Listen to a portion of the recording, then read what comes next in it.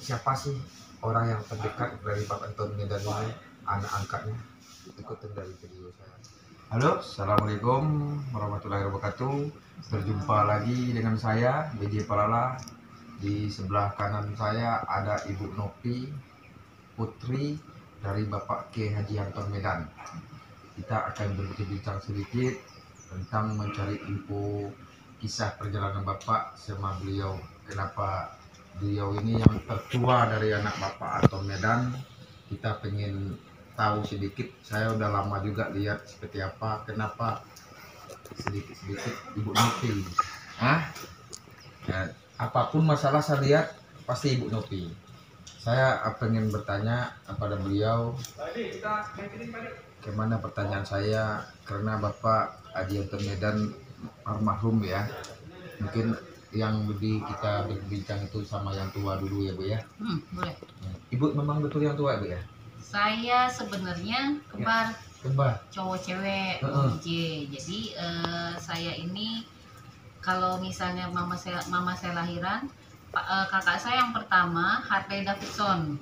Nah yang kedua saya ditendang sama kakak saya, muncullah saya ke dunia. Oh gitu. Jadi saya urutan kedua keluar dari muncul ke dunia ini. Makanya saya bertanya, kan ada yang tua, yang lebih tua lagi kan ada, tapi kan yang tertua jatuhnya kan Ibu Nopi. Yang lebih tua lagi dari Ibu Nopi ada. Tapi yang lebih tua lagi ada. Nanti pengen penasaran siapa sih yang lebih tua lagi dari Ibu Nopi ini? Nah, ikutin video dari BJ Palala. Nanti kisah perjalanan Bapak semasa dia di Kota Bogor. Sama siapa orang yang terdekat sama Bapak Haji Anton Medan ini? Siap. Anak angkatnya. Kan orang belum tahu siapa anak angkatnya yang paling tertua yang dipercaya. Kayak Ibu Nopi dari keluarga yang dituain, apapun program yang disampaikan sama Bapak pasti Ibu Nopi.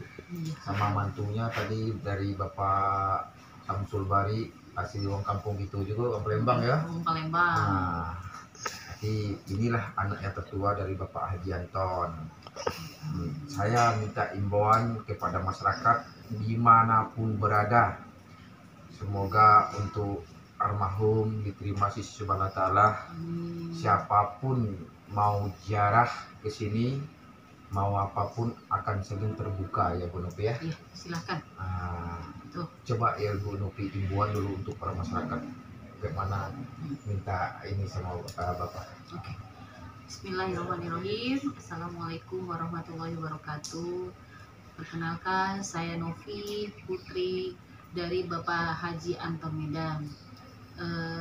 Alhamdulillah pada kesempatan saya kali ini saya diberikan waktu oleh Bang BJ untuk mengisi vlognya berkenaan dengan keluarga besar Bapak Haji Anton Medan. Nah, sebelum saya berbicara panjang kali lebar, saya ingin meminta maaf sedalam-dalamnya kepada seluruh masyarakat di Indonesia, baik yang mengenal papa saya secara pribadi, pernah bersentuhan dengan papa saya ataupun tidak. Saya minta maaf yang sebesar-besarnya jika papa saya pernah berbuat salah dari tindakan ataupun perkataan beliau. Saya minta maaf yang sebesar-besarnya, mohon dimaafkan kekeliruan beliau agar beliau dimudahkan dalam hisabnya oleh Allah Subhanahu wa Ta'ala. Lalu tolong diikhlaskan apa-apa yang pernah dimakan oleh papa saya, apa yang pernah disentuh oleh papa saya mohon keikhlasannya. Yang disengaja nggak disengaja, baik ya, disengaja maupun tidak disengaja. Apalagi papa saya alhamdulillah dikenal sebagai tokoh, salah satu tokoh di Indonesia. Jadi kami ucapkan mohon maaf yang sedalam-dalamnya. Lalu untuk masyarakat Indonesia, khususnya follower dari vlognya Bang BJ, jika ingin berziarah ke makam orang tua kami, silakan berkunjung ke pondok pesantrennya beliau. Silakan membacakan doa untuk beliau, silakan membacakan ayat-ayat suci Al-Quran. Kami terima dengan lapang dada dan ucapan terima kasih yang sebesar-besarnya. Satu sejarah nantinya makam ini dari masyarakat dimanapun berada. Nanti kita akan mencari kiai Bu ya, yang untuk didirikan di sini ya. Semoga ini untuk satu-satu sejarah di masyarakat semuanya. Kayak gitu ya Bu ya. Ini anak yang tertua dari Bapak Haji Anton Medan. Kita kok, pertanyaan saya satu-satunya, kenapa selalu nama Ibu Nopi yang dibilangin? Apapun urusan, kenapa sih Bu? Alhamdulillah. Bagaimana tater Bapak itu kok bisa nyampai nama Ibu terus yang dibilangin? Iya, alhamdulillah papa saya itu sebenarnya teman berantem saya, Bang Biji. Teman berantem? Teman berantem, teman diskusi, teman gontok-gontokan, teman baik, teman belajar dakwah sama-sama. Beliau belajar dari saya lebih belajar lagi dengan beliau. Jadi intensitas hubungan kami itu luar biasa ya. Jadi pernah satu kala saya berpikir, wah saya mau makan di Kalimati, tempat kami biasa langganan keluarga makan. Nah, bapak saya juga punya pikiran gitu. Jadi pas saya mengucapkan, beliau juga mengucapkan nih. Akhirnya sama-sama kami barengan mengucapkan. Jadi tidak akan mungkin kita berbarengan mengucapkan jika kita tidak ada satu pikiran, gitu kan? Nah, karena itu jadi karena intensitas kami luar biasa, teman curhat, papa saya tuh orangnya senang curhat, saya senang curhat, jadi kita disitulah papa saya selalu, ini apa Novi gitu. Alhamdulillah. Iya, saya akan melihat selama ini perjalanan pasti Ibu Novi dengan Bapak Salsu kayak anak angkatnya yang tertua.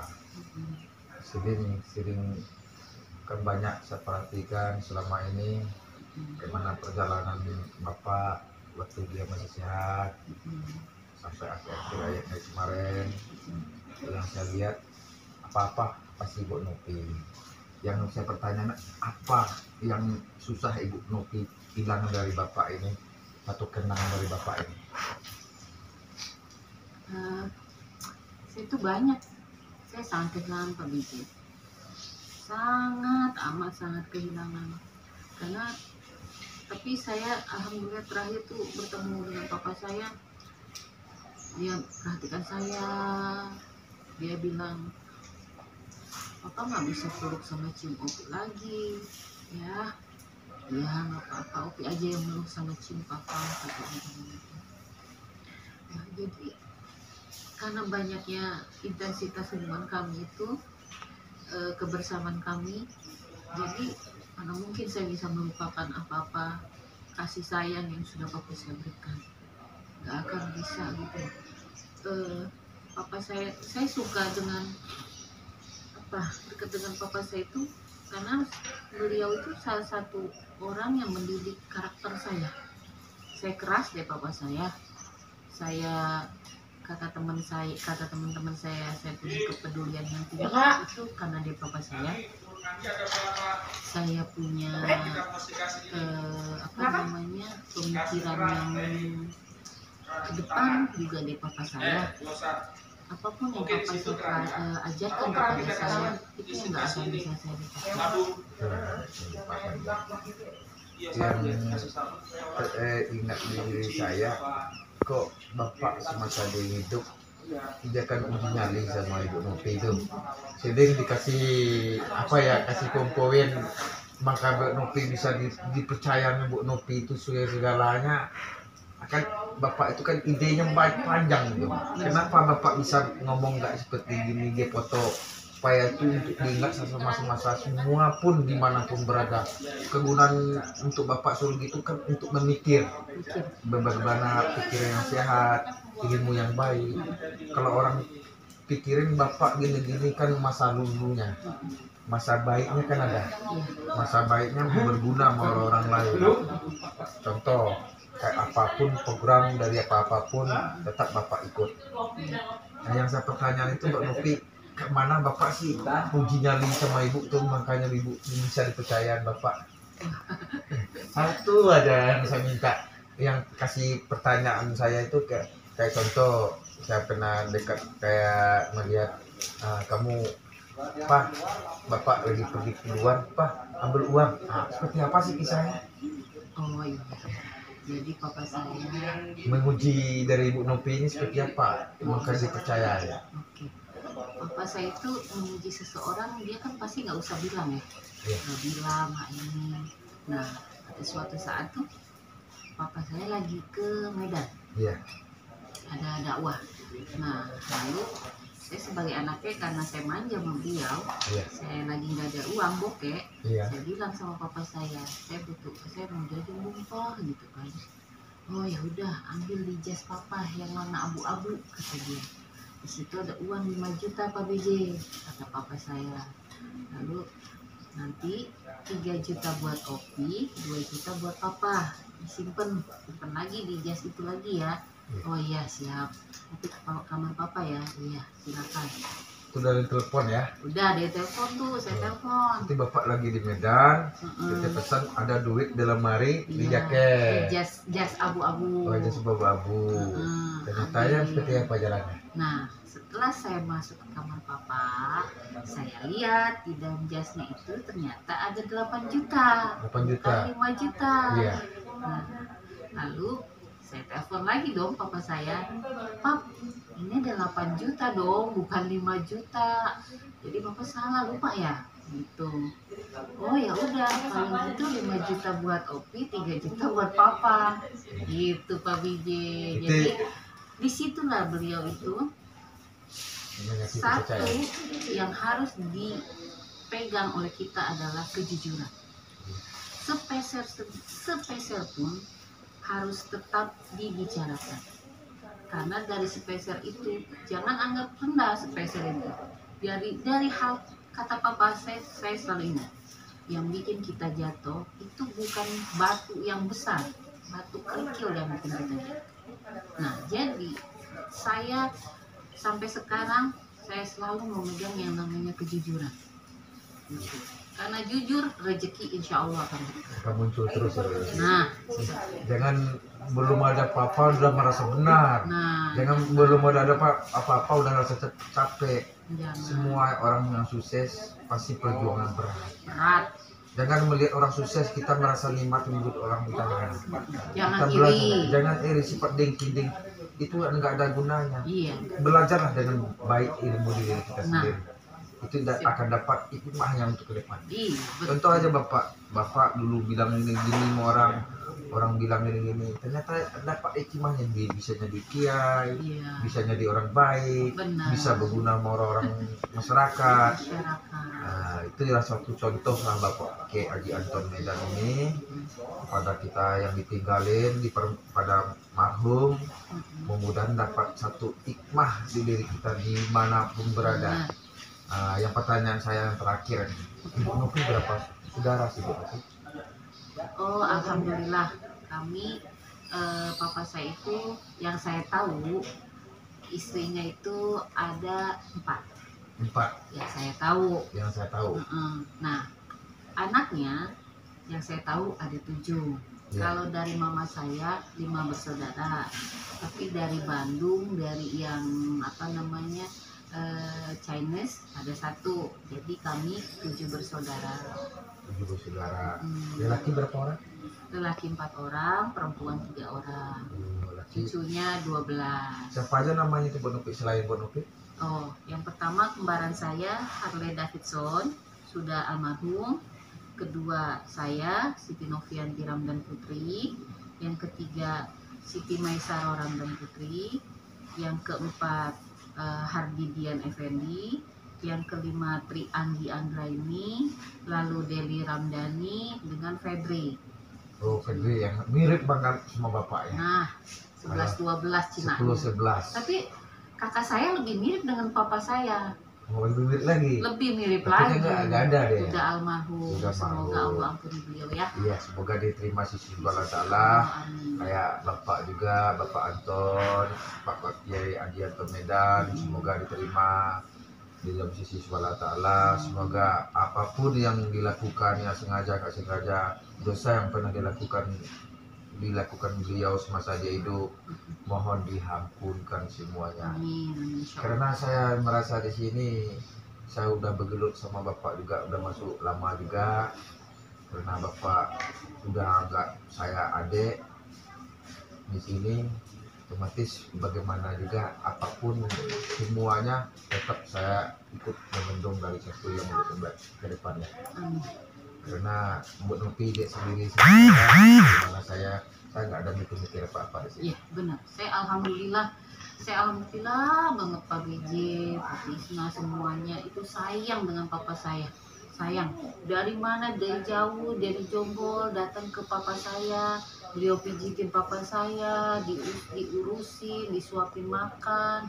Terima kasih Pak BJ ya. Kalau saya udah biasa Ibu, cuman saya minta semoganya untuk kedepannya lebih baik dari anak-anak bapak, dari keluarga yang lainnya yang ditinggalkan, dapat hikmah satu contoh dari bapak. Cuman itu aja Ibu ya, karena nggak tahu nama perjalanan, nggak mungkin kita sering bersama, nggak mungkin kita tuh sering dekat, pasti nanti akan berpisah.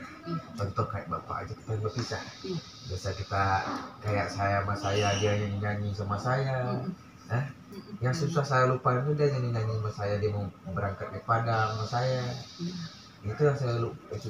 Saya ketemu sama bapak terakhir itu 3 hari mau meninggal cepat. Tapi mau rencana saya besok dia mau pulang ke Malpula. Sempat saya nunggu mau berangkat, tapi ada janji juga mau orang nggak datang sampai malam, makanya nggak jadi berangkat. Alhamdulillah sampai saat ini saya melakukan di sini jalan hubung selama baik sama keluarga Bapak Haji Anton Medan, sama anak-anaknya semua, sama rekan-rekan dari Bapak Haji berhubung saya baik.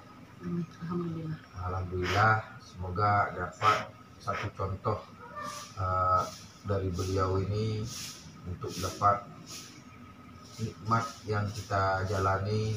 Satu, bisa untuk berpikir yang lebih cerdas lagi, yang mau manfaat sama orang-orang lain. Itulah luar biasa saya.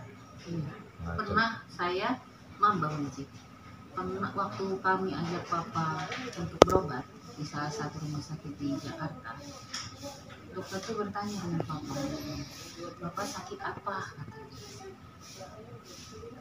Dia bilang, saya nggak sakit apa-apa, saya cuma berat. Saya cuma sedih Pak dokter. Sedihnya kenapa Pak?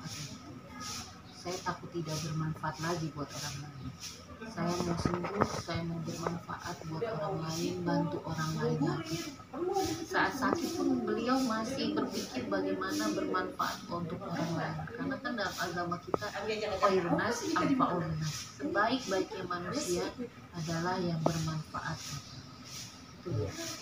Gini Bu Nopi ya, kalau orang merasa dirinya baik, dia nggak akan jadi baik. Kalau merasa dirinya buruk, pasti jadi orang baik. Itu kuncinya. Kalau kayak bapak tadi ngomongin, kayak mana saya bisa diterima di sisi semua orang, kan pengen jadi memperbaikan diri.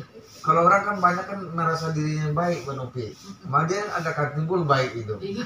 Itulah satu ilmu yang kita contoh untuk dari Bapak Kiai Haji Anton Medan semasa-masa dia hidup sampai saya berada di sini terus untuk menyelesaikan untuk kedepannya, insya Allah akan hadir di sisi di keluarga dari Bapak Haji Anton Medan. Saya berharap jangan kita putus silaturahim. Harus lebih erat lagi walaupun Papa sudah tidak ada ya Pak Iya kan, mudah-mudahan untuk kedepannya saya nggak ada ngaruh apa-apa di sini. Coba hubung baik saya sama Bapak sama anak-anak istrinya. Alhamdulillah nggak ada rasa cemburu apa-apa sosial, karena nama itu saya baik sama Bapak. Saya udah lama kenal sama Bapak karena dekat sama Bapak dengan sakit mas saya, cuma itu aja. Terima kasih banyak teman-temanku semua. Mudah-mudahan berbincang sama anak yang tertua dari Bapak Kiai Haji Anton Medan, mudah-mudahan untuk dapat hikmah dari kita semua untuk kedepannya lebih baik lagi. Itu aja. Oke, para teman-temanku semua ya, dari Sabang sampai Merauke, tunggulah berita info yang terbaru tentang siapa sih orang yang terdekat dari Pak Anton Medan ini, anak angkatnya. Ikutin dari video saya orang-orang yang terdekat dari Pak Anton akan berbincang-bincang mencari info kisah masa dia hidup. Oke? Assalamualaikum. Assalamualaikum.